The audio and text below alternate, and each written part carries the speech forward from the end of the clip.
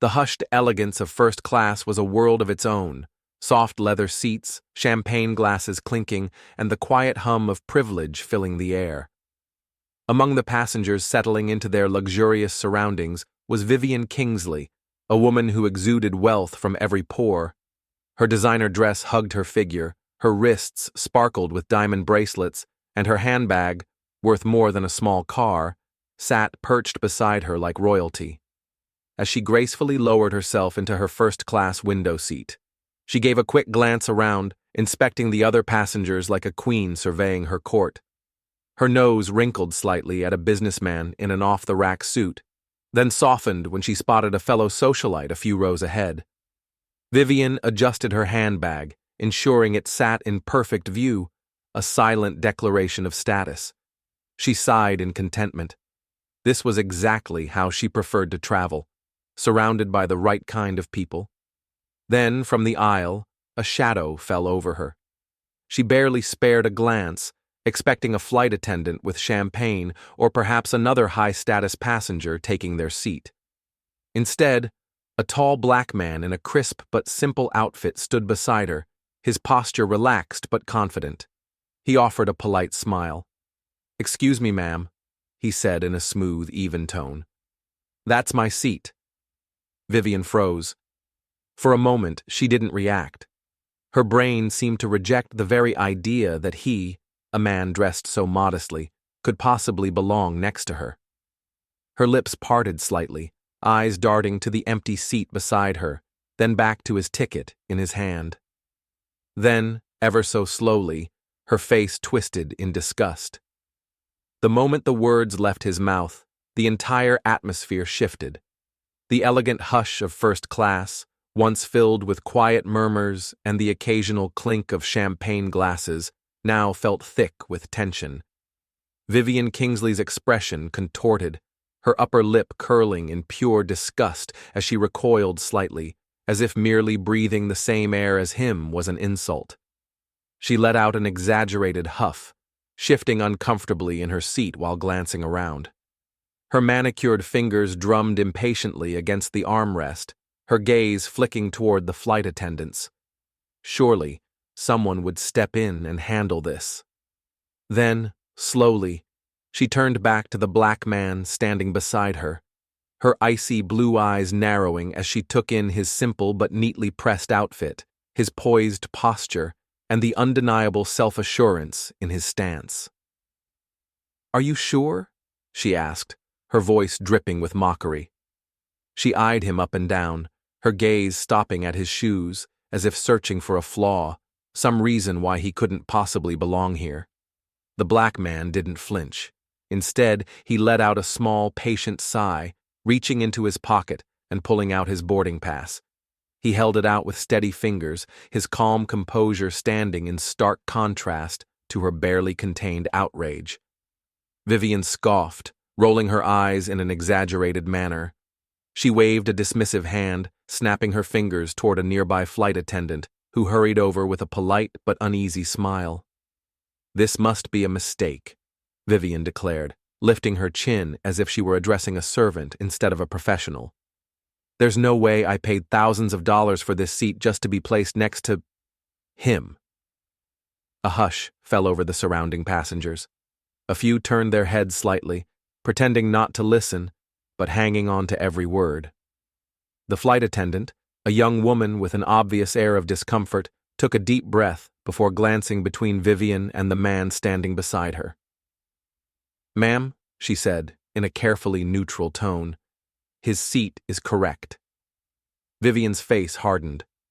"No," she said sharply, as if she simply refused to believe the reality in front of her.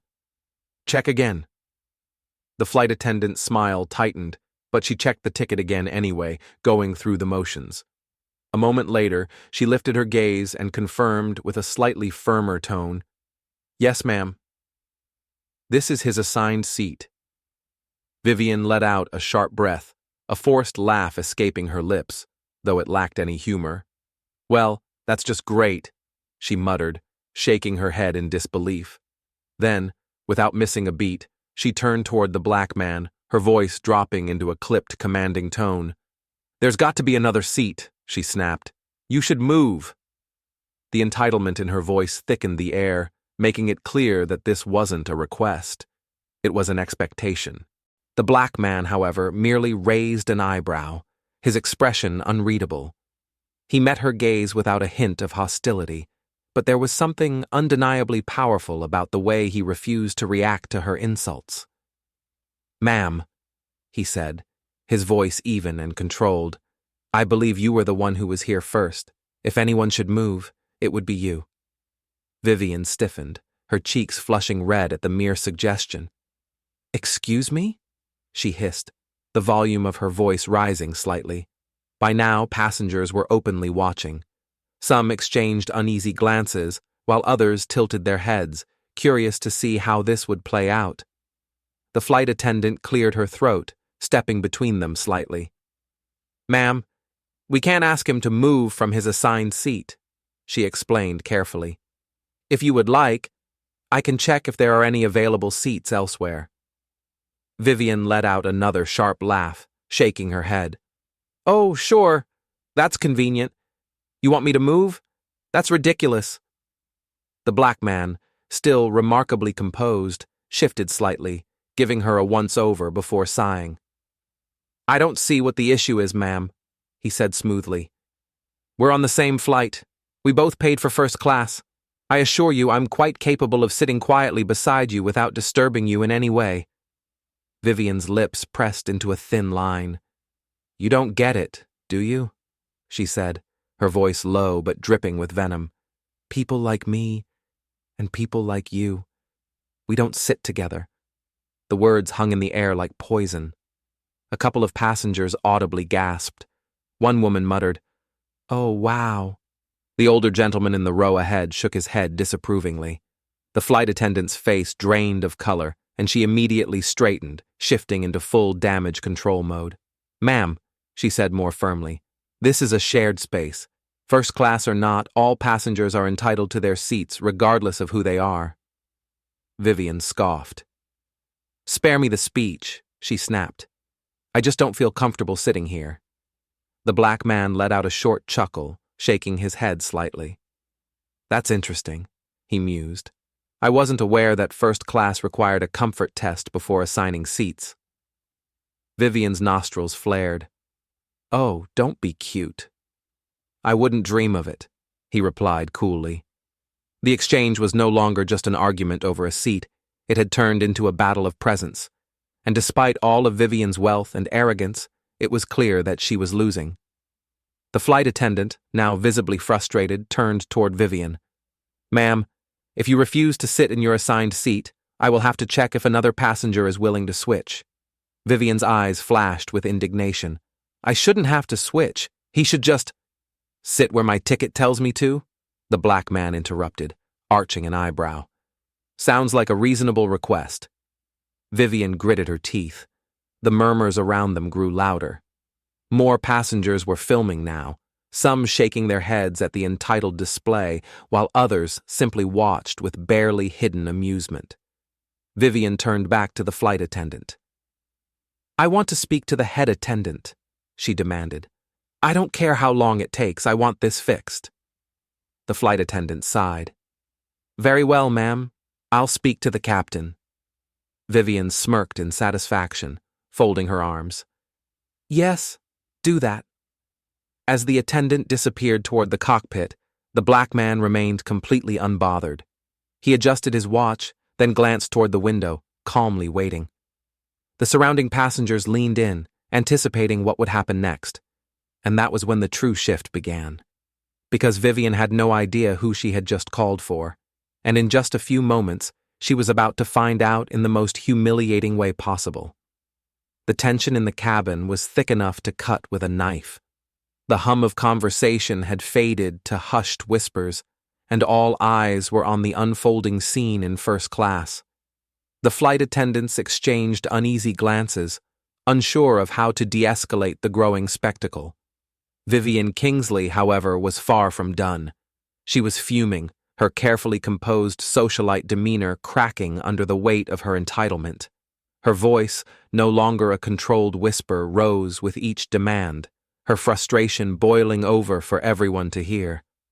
"I pay too much money for this seat to be stuck next to common people," she spat, her perfectly manicured fingers gesturing toward the black man beside her as if he were an inconvenient object rather than a person.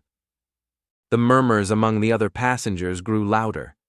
Some exchanged looks of disbelief, while others began subtly pulling out their phones, recording the scene. A few tried to mask their shock, but others openly shook their heads, appalled by what they were witnessing. The flight attendants stiffened. They had dealt with difficult passengers before, but this was something else.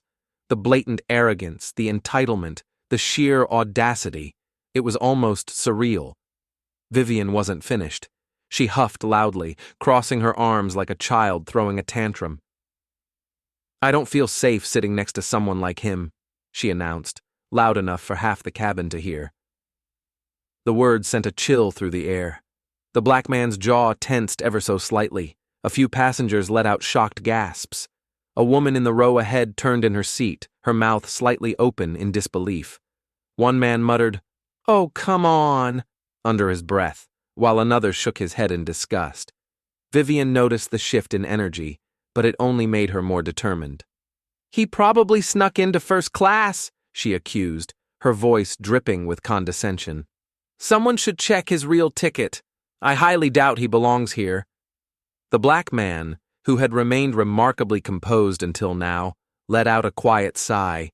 His posture remained relaxed, but there was a hint of exhaustion in his eyes, as if he was debating whether it was even worth engaging. For a brief moment, he glanced toward the flight attendant, as if silently asking, "Are you going to handle this?" The flight attendant opened her mouth to respond, but before she could, something unexpected happened. A soft chime rang through the cabin, immediately silencing the murmurs. Then, the intercom crackled to life. A deep, authoritative voice came over the speakers, steady, composed, and commanding. "Ladies and gentlemen, this is your captain speaking." The entire cabin froze. Vivian, who had been in the middle of another dramatic eye roll, suddenly stopped. Her smug expression faltered slightly, though she quickly masked it. The black man, however, simply smirked. The captain's voice continued, steady as ever. "It has come to my attention that there is a situation in first class involving a seating concern. Rest assured, we will address it immediately." Vivian perked up, a smug smile creeping back onto her face. Finally, someone with authority. "Yes, thank you, Captain," she said, loud enough for the flight crew to hear. "I've been trying to explain that I shouldn't have to sit next to," but the intercom cut her off. "I'd like to personally handle this matter." The words sent a ripple of confusion through the cabin. The flight attendants exchanged puzzled looks. Passengers leaned in, intrigued. Vivian frowned, shifting uncomfortably. "Wait, what do you mean, personally?" she muttered under her breath. Then, something even stranger happened. The soft ding of the cockpit door unlocking echoed through the cabin. A murmur ran through the first-class passengers as the door slowly swung open. The pilot stepped out, tall, confident, dressed in a crisp, perfectly pressed uniform. His polished black shoes barely made a sound as he strode toward first class, his presence commanding immediate respect. And then, Vivian's world shattered, because the man walking toward her, the man in the captain's uniform, the man who had just spoken over the intercom, was the same black man she had refused to sit next to. Her breath caught in her throat. Passengers gasped audibly. Someone let out a low whistle, while others muttered in shock. A few cameras zoomed in, capturing every second of the moment that would undoubtedly go viral. Vivian's eyes widened, her brain scrambling to make sense of the impossible. Number. This couldn't be happening. The black man, the captain, paused in front of her seat. He casually adjusted the sleeve of his uniform, then crossed his arms, looking down at her with an amused smirk. "Well," he said smoothly, "I believe you were asking for the head attendant?" Vivian stared at him in horror. She opened her mouth, but for the first time in her life, no words came out. The moment hung in the air like a thunderclap before a storm. Every passenger in first class sat frozen, eyes darting between the arrogant woman and the man she had so openly humiliated. For the first time, the black man's lips curled into a knowing smirk. He let out a small sigh, then stood up slowly, the movement smooth, calculated. He straightened his perfectly pressed jacket, adjusted his watch, and casually reached down for his sleek leather briefcase. Vivian Kingsley's smirk widened. She tilted her head, her arms folding as she watched him gather his things. Finally, he was leaving. With a smug huff, she leaned back into her seat, flipping her hair over her shoulder. "Good choice," she muttered under her breath, just loud enough for those nearby to hear. But then, everything changed. The black man gave her one final glance, his eyes twinkling with amusement, before casually saying, "You're right, ma'am. I do have another seat." Vivian's smirk stretched into a satisfied grin until she saw where he was walking. Her victory was short-lived. Instead of heading toward economy class, where she had assumed he belonged, the man stepped past the first-class seats and kept walking, right toward the cockpit. Vivian's face fell instantly, her eyes narrowing in confusion. "Wait. What?" The murmurs in first class erupted. Every passenger turned in their seat, watching as he strode down the aisle with complete confidence. The flight attendants, who had been trying to manage the situation, stiffened in shock. One of them visibly gasped, covering her mouth as she exchanged frantic glances with her colleague. Vivian blinked rapidly, her mind refusing to process what was happening. Where is he going?" she stammered. And then, the final blow. The man reached the cockpit door. Without hesitation, he punched in the access code, causing the lock to release with a sharp beep. The gasps around the cabin grew louder. Some passengers were whispering in disbelief, while others had already pulled out their phones, recording the scene that was about to go viral. Vivian's breath hitched. Her heartbeat pounded in her ears as she watched the man grab the handle of the cockpit door. This couldn't be happening. The black man looked over his shoulder one last time, met Vivian's stunned gaze, and with a final smirk, stepped inside. The door closed behind him, and just like that, he was gone. The first-class cabin sat in absolute silence. Then, someone let out a low whistle. A businessman chuckled under his breath. A younger passenger muttered, "No freaking way." A flight attendant finally found her voice. She cleared her throat and spoke into the intercom. "Ladies and gentlemen," she began, but her voice wavered with excitement. "Please welcome your captain for this flight, Captain James Carter." The black man wasn't just another passenger, he was the pilot. And the entire plane knew it, except Vivian. Her mouth fell open. Her hands clutched the armrests, her fingers turning white as the color drained from her face. Passengers burst into quiet laughter, some shaking their heads at the sheer poetic justice of it all. Vivian slumped back into her seat, her eyes fixed on the closed cockpit door, completely and utterly speechless. And for the first time in her life, she had nothing to say. The cabin remained eerily silent for a moment, save for the muffled hum of the engines preparing for takeoff. Then the speakers crackled again, and the same deep, authoritative voice filled the air. "As I was saying, this is your captain speaking." Gasps rippled through the cabin. A woman in the row ahead of Vivian clapped a hand over her mouth, while another passenger let out an incredulous chuckle. Vivian Kingsley, however, sat completely frozen. Her manicured fingers dug into the armrest, her jaw slack, eyes wide with sheer horror. The man she had tried to humiliate, the man she had dismissed as common, the man she had demanded be removed from her presence. He was the one flying the plane. The realization hit her like a ton of bricks.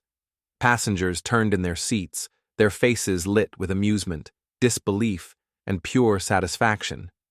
Some laughed under their breath, shaking their heads at the instant karma unfolding before them. One passenger, a businessman in a suit, leaned over to the man next to him and whispered, "Now that's poetic justice."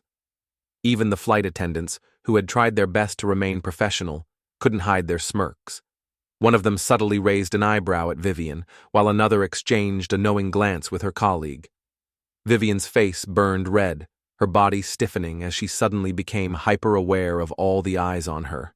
The whispers, the quiet laughter, the sheer humiliation of it all. It was suffocating.